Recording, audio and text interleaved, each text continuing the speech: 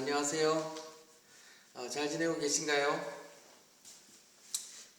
코로나로 인해서 밖에 나갈 수 없는 상황인데 여러분 어떻게 시간 보내고 있어요?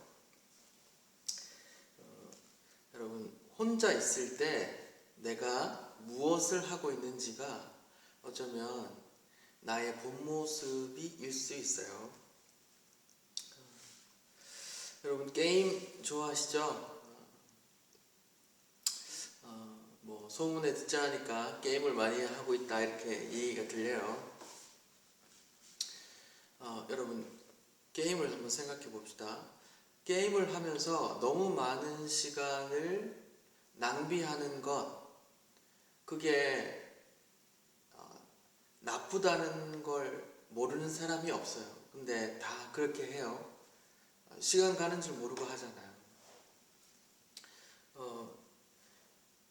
처음에는 내가 좋아서 게임을 하는데 나중에는 그 게임이 나를 끌어당겨요. 못 가게 해요. 내가 거기에 구속되어 버려요.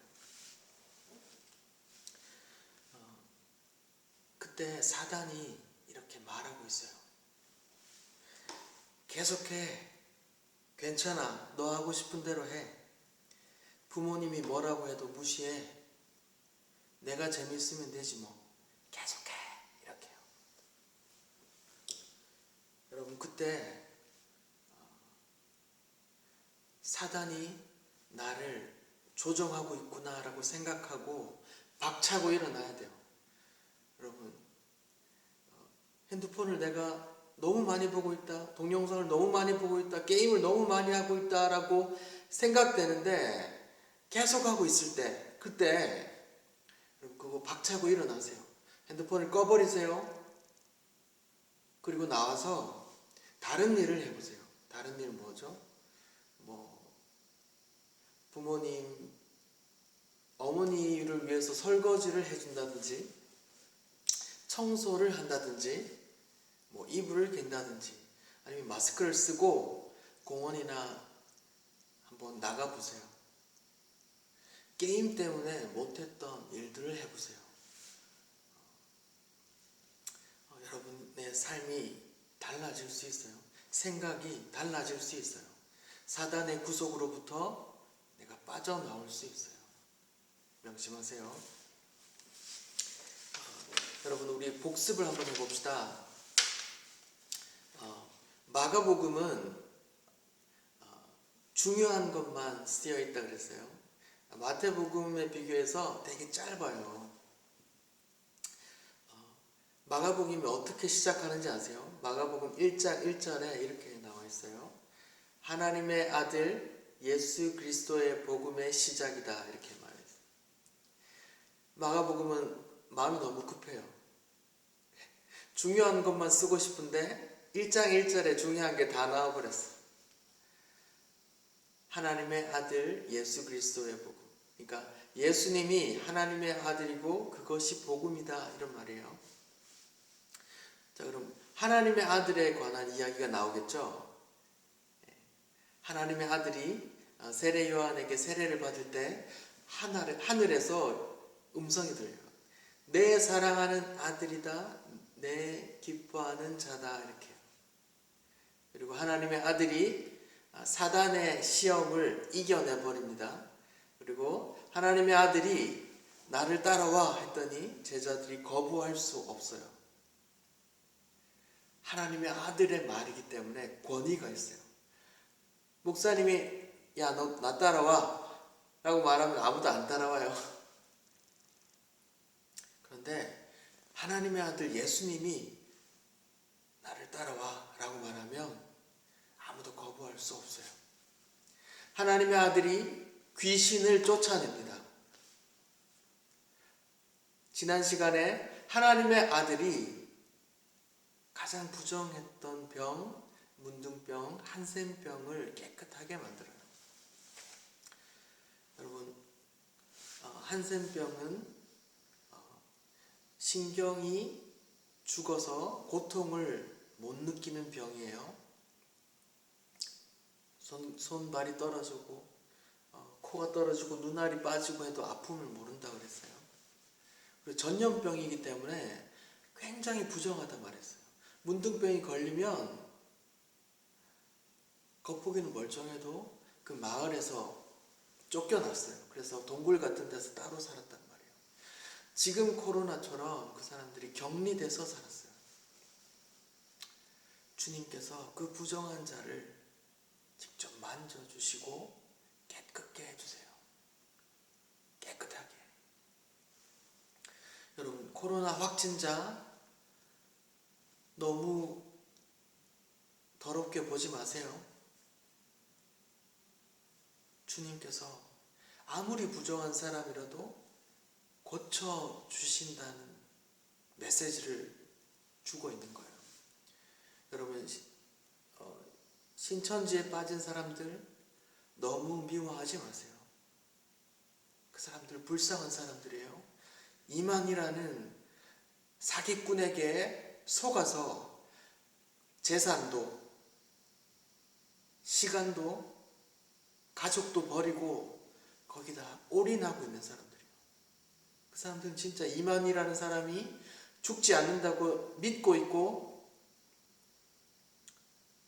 14만 4천이 꽉 차면 내가 그 안에 들면 자기도 영원히 산다고 진짜 믿는다니까요.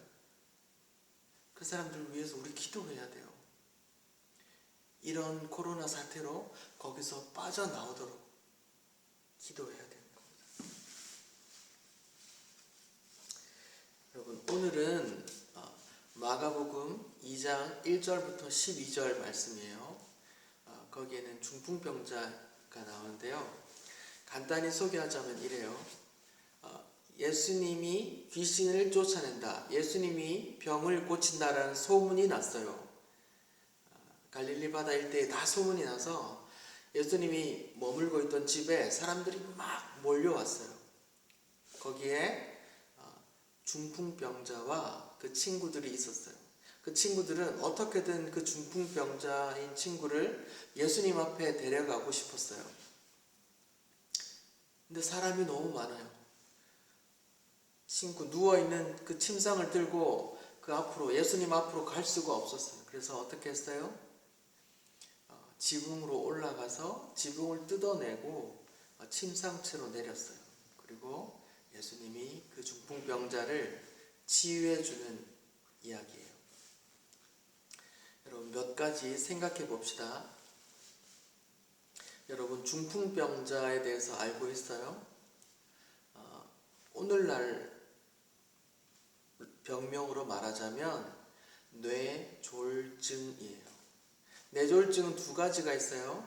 뇌의 혈관이 막히는 것을 뇌경색, 뇌의 혈관이 터져버리는 것을 뇌출혈, 혈관이 막히든지 혈관이 터져서 그 뒤에 연결되는 그 뇌가 죽어버리는 병이 뇌졸중이에요.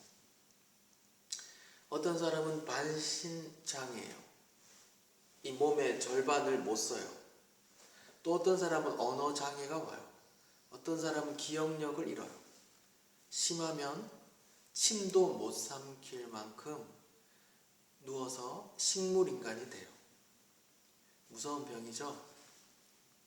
오늘 본문에 나오는 이 중풍병자도 침상에 누워있고 지붕에서 침상채로 내리는 것을 볼 때에 아마도 전신마비인 것 같아요.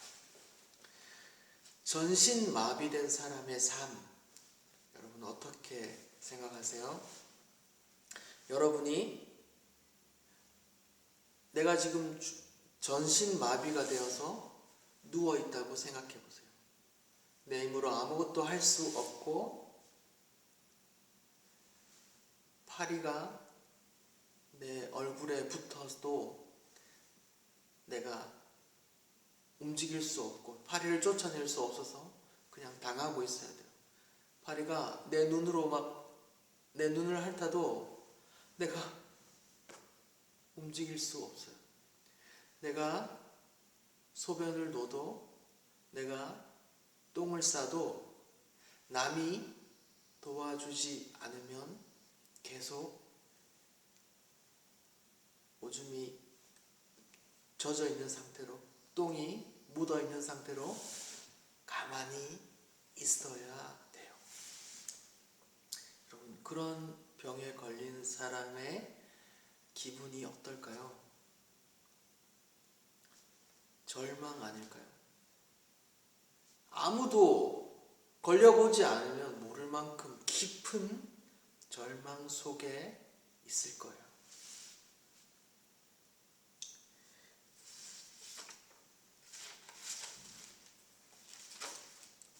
그 절망적인 사람이 예수님께 왔더니 죄사함을 받아요. 여러분, 중풍병자의 친구들이 왜 지붕을 뜯고 예수님께로 중풍병자를 내렸을까요?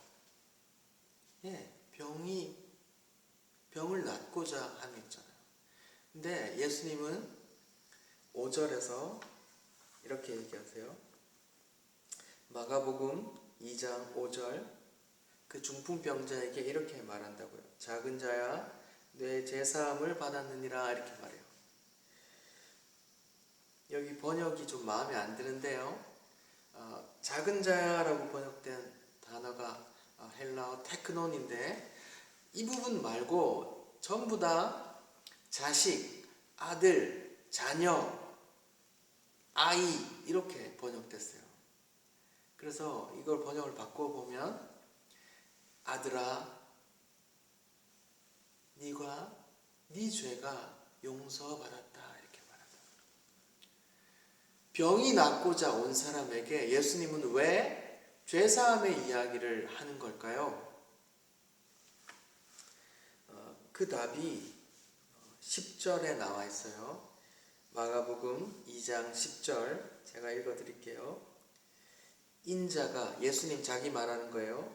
인자가 땅에서 죄를 사하는 권세가 있는 줄 너희로 알게 하려 하노라, 이렇게 나와요. 다르게 말하면 이런 거예요. 얘들아, 내가 지금 병을 고쳐주는 건 이 병이 그 육체를, 그 삶을 절망으로 빠뜨리는 것처럼, 내가 그 병에서 너를 건져내는 것처럼 네 죄가 너를 영원한 지옥으로 끌고 갈 텐데, 그 죄에서 너를 건져주기 위함이야, 이런 말이에요. 다시요. 내가 지금 병을 고치는 건 이 절망적인 병에서 너를 건져내듯이 네 죄가 너를 영원한 지옥으로 끌고 갈 텐데, 그 절망적인 지옥에서 너를 건져내기 위해 왔어, 이런 말이에요. 여러분, 이 말씀이 은혜가 되기 위해서는 내가 죄인이라는 것도 알아야 되고, 내 죄를 어떻게 해결할 수도 없다는 것을 알아야 되는데, 여러분은 죄를 해결하기는커녕 내가 죄인인지도 모르잖아요. 그렇죠? 여러분이 죽임받아 사형당할 죄인이라는 게 맞는지 한번 찾아볼게요. 로마서 1장 한번 펴보세요. 로마서 1장 26절, 27절에는 동성애에 관해서 나와 있어요. 여러분, 동성애가 나쁜 죄라는 건 알죠? 이 시대에 동성애가 문제가 되는 게 아니라 예수님 시대에도, 또 수천 년 전에 모세의 시대에도 동성애 하는 놈 돌로 쳐 죽여, 이런 율법이 있어요. 그러니까 오래된 죄죠. 나는 동성애 안 했는데요. 이성애도 죄예요. 결혼의 범위를 벗어난 이성관계는 죄예요. 예를 들면 내가 결혼하지 않았는데 누군가와 같이 자는 것, 나는 결혼했는데, 혹은 어떤 사람이 결혼했는데 그 사람과 내가 같이 자는 것, 혹은 그 사람은 원치 않는데 내가 강제로 힘으로 같이 자는 것, 다 같이 죄예요.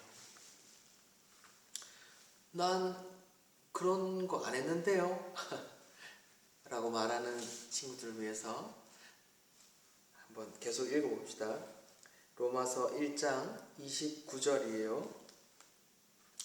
모든 불의, 추악, 탐욕, 악의가 가득한 자, 시기, 살인, 분쟁, 사기, 악독이 가득한 자, 수군수군하는 자, 비방하는 자, 하나님께서 미워하는 자, 능욕하는 자, 교만한 자, 자랑하는 자, 악을 도모하는 자, 부모를 거역하는 자, 우매한 자, 배악한 자, 무정한 자, 무자비한 자, 이렇게 나와요.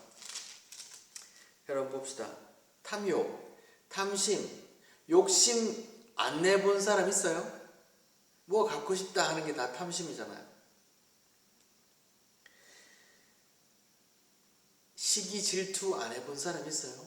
친구랑 형제랑 동생이랑 안 싸워본 사람 있어요? 뒤에서 수군수군 안 해본 사람 있어요? 누군가 몰래 뒤에서 그 사람 비방하지 않았던 사람 있어요? 자랑하지 않았던 사람 있어요? 교만하지 않았던 사람 있어요? 부모를 거역 안 해본 사람 있어요? 다 포함되죠. 보세요. 이런 죄들이 어떤 건지 32절이요. 로마서 1장 32절. 이 같은 일을 행하는 자는 사형에 해당한다고 이렇게 나와요. 뒤에서 수근수근 거리는 거, 뒤에서 남을 비방하는 거, 부모님을 거역하는 거, 형제랑 싸우고 친구랑 싸우는 거, 내 마음속에 탐심을 갖는 거, 그런 모든 죄가 무슨 형벌에 처해진다고요? 성경에 보니까 사형에 처해진대요. 영원한 사망, 지옥에 빠진단 말이에요. 내가, 여러분이 죽을 죄인 맞죠? 예, 성경에 의하면 맞아요.